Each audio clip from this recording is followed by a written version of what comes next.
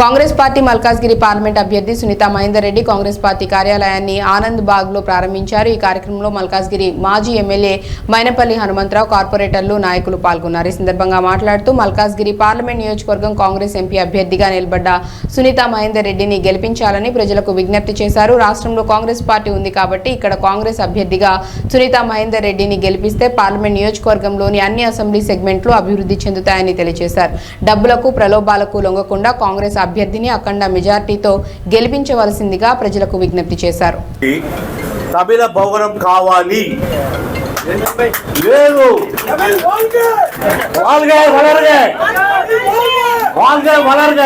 தமிழன் என்பவன் சொல்வான் யாருக்கும் அசராதவன் நேரில் நிற்பவன் அவன்தான் தமிழன் என்று। ఎందుకంటే ఆ తమిళ భవన్ లేదు। నేను అన్నాను ఈవి పెరియార్ పర్వమాల అందరికీ మా గాడ్ ఫాదర్ ఈవి పెరియార్, ద్రావిడ కలహం ఆయనతో స్టాచ్యూ కావాలన్నారు కేటీఆర్ గారి దగ్గరికి, రాలేదు। 10 సంవత్సరాలు చూసాం, రాలేదు। తమిళ భవన్ రాలేదు, కేటీఆర్ రాలేదు। అదేలాగా సుబ్రహ్మణ్య భారతీయార్ గారిది నేషనల్ పోయిట్ స్టాచ్యూ కావాలని అన్నాం।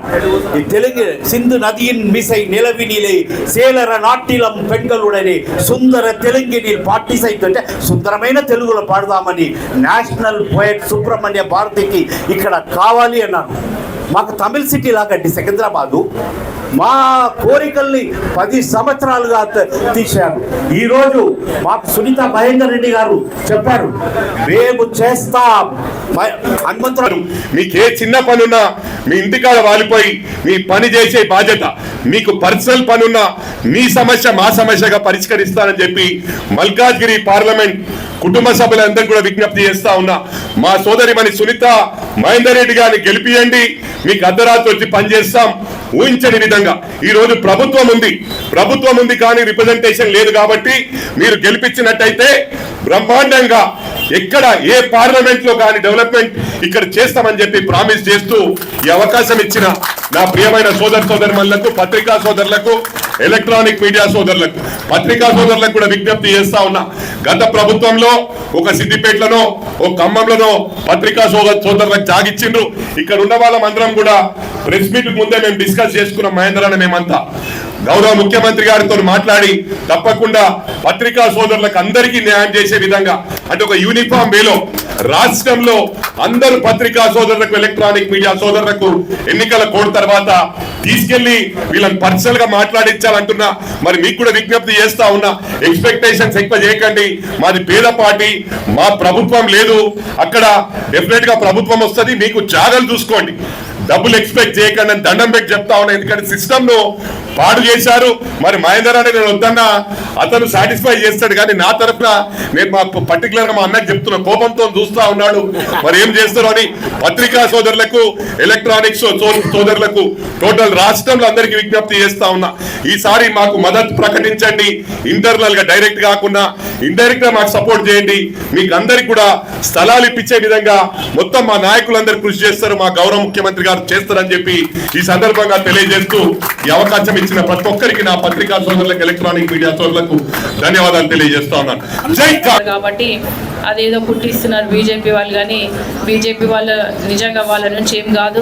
ఎక్కడ చూసినా నేను బీజేపీ ఉంది అది ఇదని నాకు అడుగుతుంటే, నేను కింద గ్రౌండ్ స్థాయికి వెళ్తుంటే నిజంగా చెప్తున్నా, 10 మంది ఇలా అడిగితే 2 మంది బీజేపీ అంటున్నారు తప్ప 8 మంది మాత్రం కాంగ్రెసే చెప్తున్నారు। కాబట్టి ఈసారి ఛాన్స్ ఇచ్చి కాంగ్రెస్ని గెలిపిస్తామని ప్రజలే తెలియజేస్తున్నారు। కాబట్టి మంచి హై మెజార్టీ వస్తుంది, చాలా బాగా మంచి హై మెజార్టీ వస్తుంది। ఇప్పుడు వారం 10 రోజులలో ఇంకా విపరీతమైన మార్పు వస్తుంది కాబట్టి ప్రజలందరూ సంపూర్తిగా మాకు మద్దతుగా తెలుపుతున్నారు। కాబట్టి మంచి హై మెజార్టీతో ప్రజల మద్దతు ఉంది కాబట్టి మేము మంచి గెలుస్తున్నాం। బీజేపీ వాళ్ళు 4 లోకలు, అక్కడ గజ్వేల్లో లోకల్ అంటారు, హుజురాబాద్లో లోకల్ అంటారు, 2 దగ్గర ఓడిపోయిండు, మరి ఇక్కడ కూడా లోకల్ అంటారు, మరి ఇక్కడ లోకల్ అనేది కూడా ప్రజలే అడుగుతున్నారు। కాబట్టి అది కూడా మీరు గమనించాల్సిన అవసరం ఉంది। వాళ్ళు గెలిచినాక వీఐపీలకి అపాయింట్మెంట్ ఇస్తారు తప్ప ప్రజలలో ఉండరు। కాబట్టి మేము ప్రజలలో ఉంటాం. 2006 నుంచి నేను ప్రజలలో ఉన్న ప్రజల సమస్యలు తీర్చడంలో ముందున్నా కాబట్టి మీరందరూ సహకరించి దాన్ని దృష్టిలో పెట్టుకొని మహేందర్ రెడ్డి గారు కూడా 25 సంవత్సరాల నుంచి రాజకీయాల్లో ఉన్నారు. ఉమ్మడి రంగారెడ్డి జిల్లాలో సేవ చేయడం జరిగింది. ఎమ్మెల్సీగా కానీ పార్టీ అధ్యక్షుడు 15 సంవత్సరాలు, ఇంకా ఇట్లా ఎన్నో కార్యక్రమాల్లో ముందున్నారు ఆయన కూడా. కాబట్టి ఇద్దరం సంపూర్తిగా మేము మీకు అందరికీ సహకారం అందిస్తాం. తప్పకుండా నా సహకారం కూడా ప్రజలకు ఉంటుంది. ఎల్లవేళలా మీకు అందుబాటులో ఉంటామని తెలియజేస్తూ హై మెజార్టీ ఇస్తున్నారు. మంచి బ్రహ్మాండమైన మెజార్టీ వస్తుంది. మేము చాలా ముందంజలో ఉన్నాము. మేము మాత్రం అందరికీ అండగా ఉండి మేము సపోర్ట్ చేస్తూ అభివృద్ధిలో ముందంజలో ఉంటామని తెలియజేస్తూ ఈ అవకాశం ఇచ్చిన మీ అందరికీ నమస్కారం తెలియజేస్తూ జై కాంగ్రెస్. అందరికీ కూడా నమస్కారం. ఏంటంటే ఇది సెంట్రల్ పార్లమెంట్కు